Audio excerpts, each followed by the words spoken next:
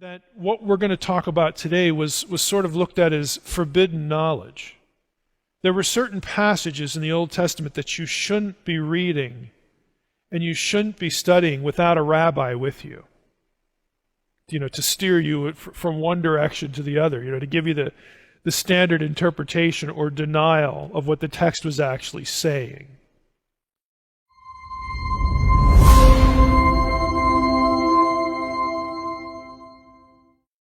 And so there I am in a room full of 40 or 50 senior citizens. They're all Jewish, and I'm going through the Godhead in the Old Testament. And none of them had ever heard of it. I had people in there whose fathers were rabbis and cantors. They had never heard of this. And so they were fascinated because part of the class, I took them through Jewish texts in the intertestamental period as to how this idea was part of Judaism, how it developed, and then, of course, it was a segue, to understanding Christianity. And they were fascinated. So just trust me on this. I've met many Jews, since that had no idea that this was part of their theology once. I have since discovered as an academic, this was actually part of my dissertation, that what we're going to talk about today was sort of looked at as forbidden knowledge.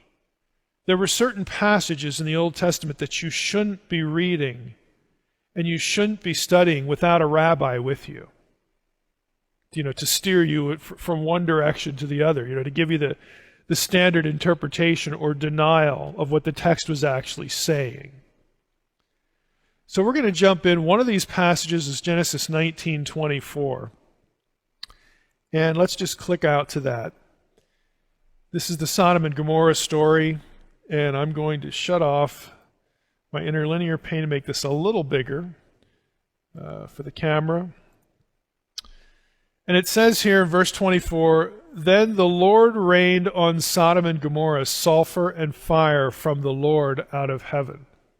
Now, what is odd about that verse?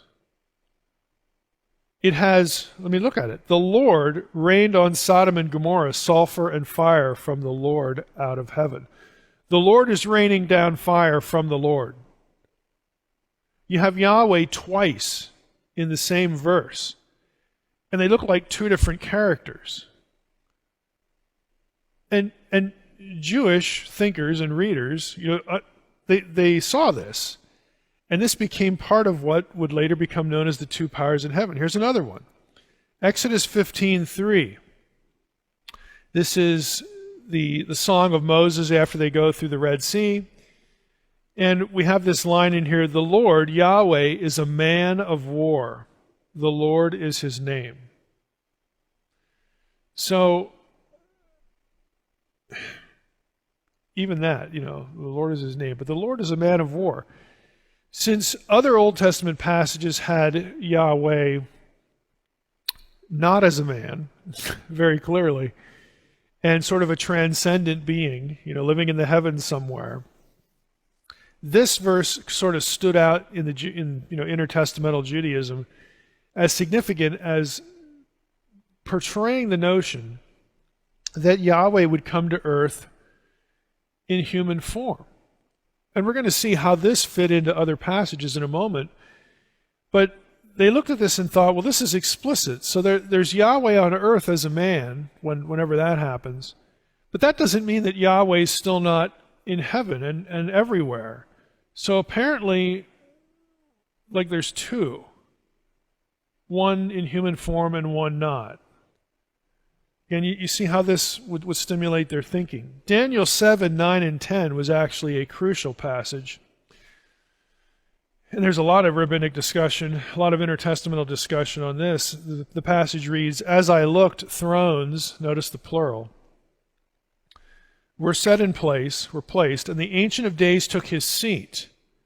Now we know who the Ancient of Days is. This is God. So God is seated now. His clothing was white as snow, hair of his head like wool. His throne was fiery flames. Its wheels were burning fire. This is language drawn from Ezekiel 1, where it's very clearly God on his throne chariot. And so there's no ambiguity here. This is God. A stream of fire issued, came out from before him, so on and so forth. The court sat in judgment, and the books were opened. Now you say, well, what's the big deal? Well, if you go down to verse 13, I saw in the night visions, and behold, with the clouds of heaven there came one like a son of man. And he came to the Ancient of Days and was presented before him. So there's a second figure here. They're both in the same verse, Son of Man, Ancient of Days. But it's to the Son of Man that everlasting kingship is given. Now we're going to talk about the description of coming on the clouds in heaven, because the Jewish community knew that was an epithet, a title that you would give only to deity and only to Yahweh. But Yahweh is already in the passage. So who's this other guy? And he's the Son of Man, in other words, one like a human being. So these were three fundamental passages, and we're going to come back to Daniel 7 later, that really contributed to this idea. Now, if you're interested in it, the fundamental work written in 1977 on this is Alan Siegel's Two Powers in Heaven. Siegel was a Jew. He taught rabbinics at Brandeis for many years. He's now deceased. But what he wrote the book for was to answer a simple question. How did we lose this? How did we lose this doctrine? Like, what happened to change our theology? Because he was a student not only of the intertestamental material, but he was a student of rabbinics, and he knew that this was a discussion, and he knew earlier it had been an accepted part of Jewish theology, so he wanted to know, like, what happened? And his whole book is devoted to understanding when the Jewish community changed their theology and why.